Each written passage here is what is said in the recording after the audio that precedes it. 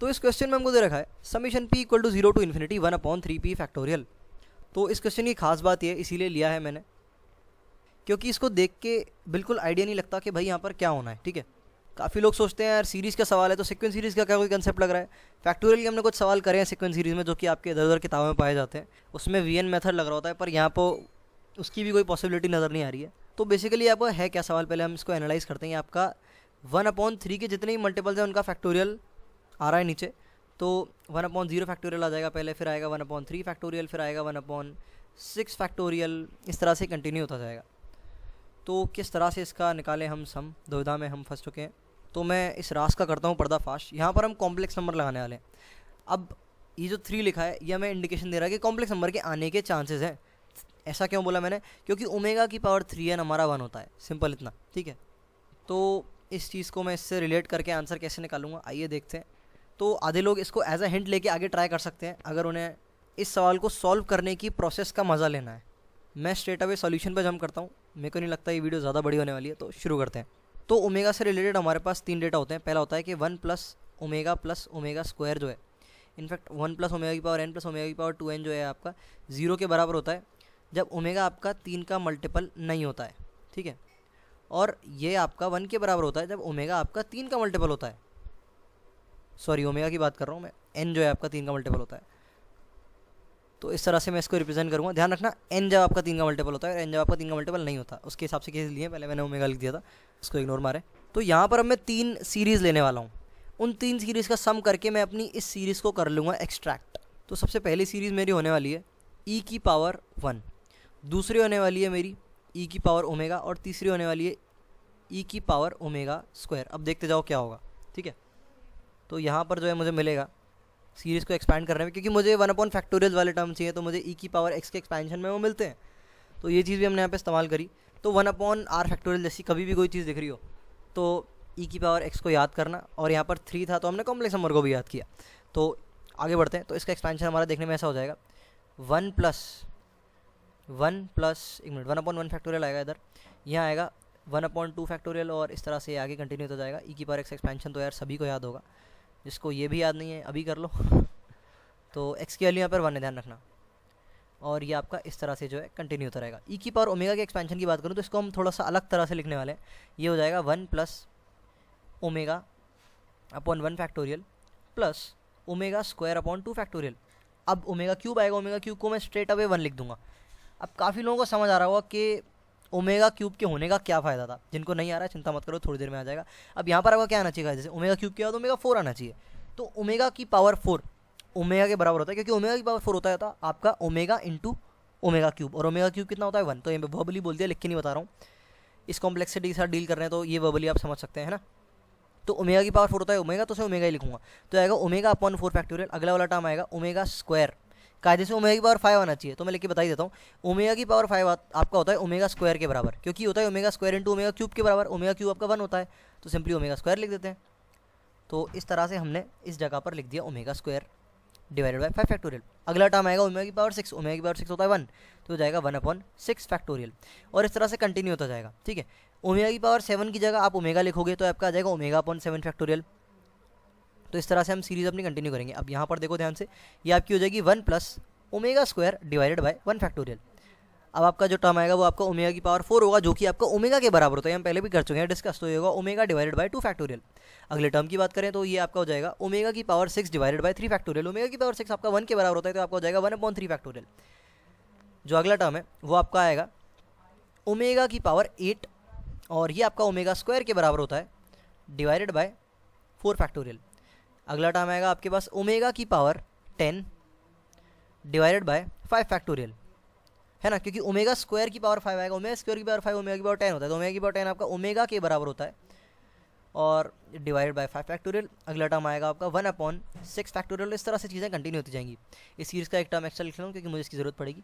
अब अगर आप ध्यान से देखोगे, चीज़ों को कंपेयर करोगे, तब आप जब इन तीनों सीरीज़ को ऐड कर दोगे S1 plus S2 plus S3, ये आपका किसके बराबर आएगा, ये आपका बराबर आएगा E प्लस ई की पावर ओमेगा प्लस ई की पावर ओमेगा स्क्वायर।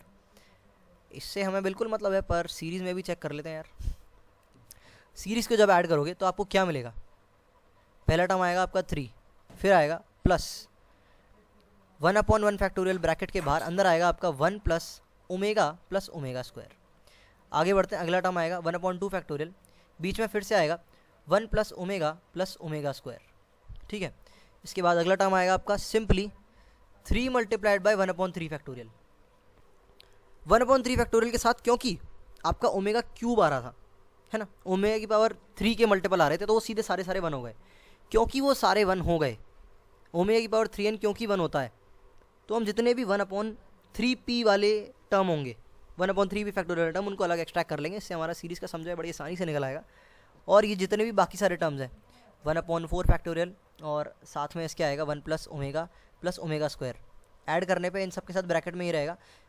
फिर अगला टर्म आएगा, उसका अगला टर्म होगा आपका 1/6 फैक्टोरियल, तो 1/9 फैक्टोरियल, 1/12 फैक्टोरियल, ये सारे आपके इंटैक्ट रहेंगे। ठीक है, अब यहाँ पर जो है काफ़ी लोगों को समझ आ गया, काफ़ी लोगों का सवाल हो भी गया, आगे बढ़ चुके हैं, वो अगली वीडियो देख रहे हैं किसी अच्छे सवाल की तो यहाँ पर जो है ये आपका 0 के बराबर, ये आपका 0 के बराबर और ये भी आपका 0 के बराबर। तो यहाँ से हमें पता चल गया कि 1/r factorial multiplied by 1 plus omega square वाले इस तरह के हमारे जो है टर्म्स हमें दे रखे हैं, ये सारे के सारे 0 हो जाएंगे। बचे कौन से, जिनके साथ 1 प्लस ओमेगा स्क्वायर नहीं जुड़ा है। और ये कौन से टर्म्स है, ये हमें क्लियरली जो है नज़र आ रहे हैं। एक तो भाई अपना 3, इसके बाद एक है 3 × 1/3 फैक्टोरियल, इसके बाद है 1/6 फैक्टोरियल। पर एक चीज़ हमने नहीं लिखी, यहाँ पर आएगा आपका 3 multiplied by 1/6 factorial, not just 1/6 factorial, क्योंकि 1/6 फैक्टोरियल 3 बार आएगा जब आप इन तीनों सीरीज़ को कर दोगे ऐड। समझ आ गया आपको? तो आगे बढ़ते हैं, हमारी सीरीज़ जो बन जाएगी अल्टीमेट वो होगी 3 multiplied by 1 plus 1/3 factorial plus 1/6 factorial. सवाल सॉल्व हो गया। तो काफ़ी अच्छा पैटर्न था, मुझे अच्छा लग रहा है अंत की तरफ बढ़ते हुए। देख अपने आप को, +9 factorial plus 1/12 factorial and it will keep on going till infinity, like 1/∞ factorial where infinity will be a multiple of 3। अब ये आपका किसके बराबर है भाई, ये आपका S1 plus S2 plus S3 के बराबर है, जो कि आपका बराबर है E प्लस ई की पावर ओमेगा प्लस ई की पावर ओमेगा स्क्वायर के। अब आप चाहो तो सवाल को यहाँ तक भी छोड़ सकते हो और चाहो तो थोड़ा आगे भी सॉल्व कर सकते हो। एक काम करते हैं, थोड़ा कॉम्प्लेक्स नंबर की अंडरस्टैंडिंग के लिए हम थोड़ा आगे तक भी इसको कर लेते हैं सॉल्व। देखो ई की वैल्यू हम सबको पता है, इट्स अप्रॉक्सीमेटली इक्वल टू 2.7। ई की पावर ओमेगा की बात करें तो थोड़ा लोचा आ जाता है, तो ई की पावर ओमेगा है। ओमेगा की वैल्यू अगर किसी को याद है तो अच्छी बात है, नहीं याद है तो मैं भी बता देता हूँ। ये आपका ओमेगा रूट होता है x² प्लस x+1 नामक इक्वेशन का, तो ये आपकी बराबर होती है -1/2 प्लस √3/2 मल्टीप्लाइड बाय आई। ठीक है, इसी तरह से ओमेगा स्क्वायर जो होता है आपका ओमेगा का ही कॉन्जुगेट होता है, तो ये आपका हो जाएगा -1/2 माइनस √3/2 मल्टीप्लाइड बाय आई के बराबर। अब आपको इसे सॉल्व करना है, इसको सॉल्व करने के लिए आपको लगाना पड़ेगा दिमाग, तो दिमाग लगाते हैं थोड़ा सा। यहाँ पर हम इसको लिख सकते हैं ई की पावर -1/2 मल्टीप्लाइड बाय ई की पावर आई √3/2। ठीक है, तो मैं सिंपली इसको रिजॉल्व करके लिखने की कोशिश कर रहा हूँ। ये हो जाएगा आपका ई की पावर -1/2 मल्टीप्लाइड बाय ई की पावर -i √3/2, साथ में आपका बाहर 2.7 बैठा है। तो अब आप क्या कर सकते हो, ये जो आपका ई की पावर i √3/2 बैठा है, इसको आप ई की पावर आई थीटा की तरह अज्यूम कर सकते हो और ये आपका cos थीटा प्लस आई साइन थीटा की तरह खुल जाएगा।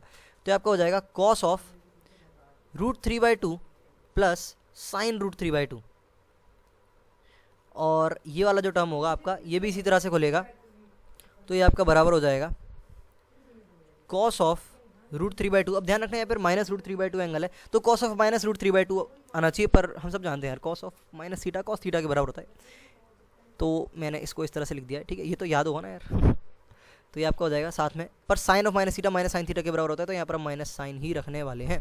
तो आपका हो जाएगा माइनस ऑफ साइन √3/2। इन दोनों के बाहर एक ई की पावर -1/2 बैठा था, ई की पावर -1/2 को थोड़ी देर के लिए एल मान लेते हैं, तो ये हो गया L multiplied by this plus L multiplied by this. इन दोनों को जब ऐड करोगे तो आपको दिख रहा है आपका एक टर्म कट रहा है जो कि है एल साइन √3/2 और माइनस एल साइन √3/2, तो आपका टोटल बन जाएगा 2l cos ऑफ √3/2।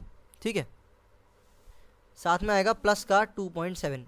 एल की वैल्यू क्या है, एल की वैल्यू है आपका 1/√e, तो आपका हो जाएगा 2/√e √e multiplied by cos of √3/2, साथ में आएगा प्लस का 2.7। तो ये सवाल हो गया हमारा सॉल्व। तो ठीक सवाल था, आगे तो सारी कैलकुलेशन ही थी, पर इस स्टेप के बाद ठीक है, जैसे ही मैंने बोला कि हम ओमेगा क्यूब का यूज़ करने वाले, तो ज़्यादातर लोगों का सॉल्व हो जाना चाहिए। नहीं हुआ तो कोई बात नहीं, हमने आज एक नया कंसेप्ट सीख लिया। तो ये हो गया हमारा सवाल खत्म। अब एंड में जाते जाते मैं आपको एक और सवाल दे जाता हूँ जो कि आप सॉल्व कर सकें, जो कि हम शायद आने वाली किसी वीडियो में करें solve, depending on how much people have answered it. तो इस क्वेश्चन में हमको दे रखा है, ऊपर दे रखा है न्यूमरेटर में समीशन ऑफ आई की, summation of under root of I, और आपकी जो आई की वैल्यू है वो 0 से लेके n तक है, divided by n+1 multiplied by under root of n, और यहाँ पर n जो है आपका इन्फिनिटी को अप्रोच कर रहा है। तो ये बहुत ज़्यादा टफ सवाल नहीं है, जो मैंने ऊपर दिया उससे ज़्यादा आसान लगता है मुझे, और इसमें बड़ा ही एक ऑब्वियस सा कंसेप्ट यूज़ होने वाला है, कुछ नया नहीं है, ठीक है। तो इसको बड़े धैर्य से करें और सवाल का आंसर जो है कमेंट सेक्शन में दे दें यार मेरे को। और जिसका सॉल्व नहीं हो पाए वो ये बता सकता है कि वो कहाँ तक पहुँचा, या फिर उसने क्या अप्रोच यूज़ करी, क्योंकि जो अप्रोच आपने यूज़ करी हो सकता है वो इस सवाल में इस्तेमाल नहीं हो रही हो, पर वो अप्रोच एक वैल्यूएबल अप्रोच है, किसी और चीज़ में इस्तेमाल हो रही हो, तो हम उस अप्रोच को डिस्कस कर सकते हैं। अगर वो एक अच्छी अप्रोच थी, अगर उस अप्रोच के साथ आगे बढ़ के हम कोई नया सवाल क्रिएट कर सकें तो कुछ भी हो सकता है, ठीक है। तो कमेंट सेक्शन में हाई रहना बॉस, मैं आपके आंसर का करूँगा wait. So that's it for now, good luck, आगे लगाओ।